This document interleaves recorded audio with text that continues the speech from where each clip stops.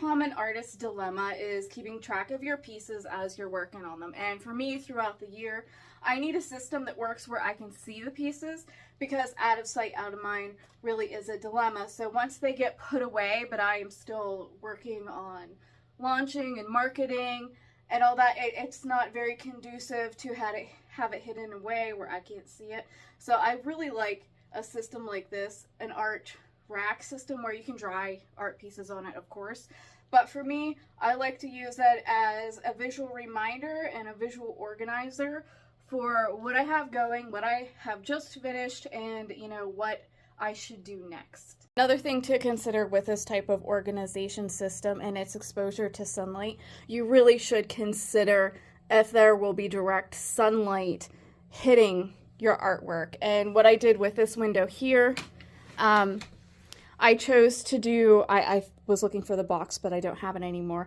But I chose to do, it's a UV protective liner. It's a clear adhesive that you can apply to your window to provide some UV protection, especially, with precious pieces of artwork, which will fade in sunlight. It does not matter the quality of the product. They all warn against UV sunlight exposure. So that's another measure that I take. And now that it's a new year, it's time for me to itemize, categorize, and put things in folders a little bit further tucked away to make room for the new collections. It's time to clear out these collections from last year.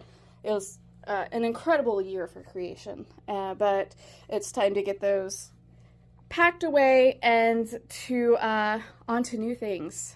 One of the features that you need to keep in mind for using an art rack system like this is protecting the quality of your artwork, as far as protecting it from things getting on it, accidental spills, accidental anything in this studio, including exposure to sunlight, dust, dirt, anything like that. So one of the ways that I combat such a concern is with these archival quality print sleeves.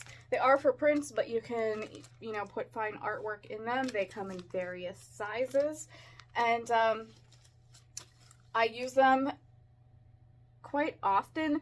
As you can see here, not all artwork is put into one of these protective bags.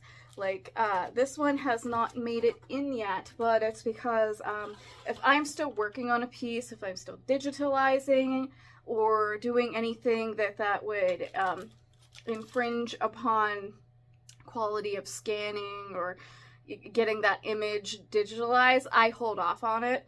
But then, let me pull this one here. As you can see, this one has multiple pieces in the bag, and the whole point is to protect it. It's not for displaying purposes other than for me to see what I have going on throughout the year, but it's just a protection method for the art pieces. And I really love this system because they can be sealed shut, but then also, at least with these bags, I'm sure different bags have different features, you can unseal them quite easily, and they will reseal several times before you destroy the adhesive properties, but then you can just get a new bag. They're fairly inexpensive to protect your artwork.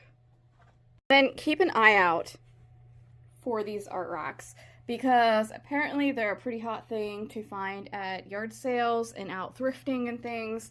I often have a friend let me know that, hey, I come across these, would you like one? And since I am out of storage and absolutely no place left in the studio to put one, I have declined. But I'm here to tell you that at least this one was not cheap, but you can find ones at garage sales and swap meets and any secondhand place. Like, just be on the lookout, because you can score one and not have to pay a hefty fee like I did. I'm pretty impressed with this rack. It's very, very helpful. And like I said, if I had the room, I'd set one of these up in a closet too.